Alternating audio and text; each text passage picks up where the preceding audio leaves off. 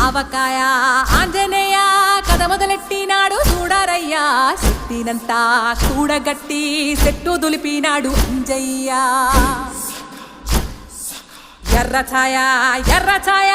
కోతి అవతార వెంటమాయ కత్తి సేత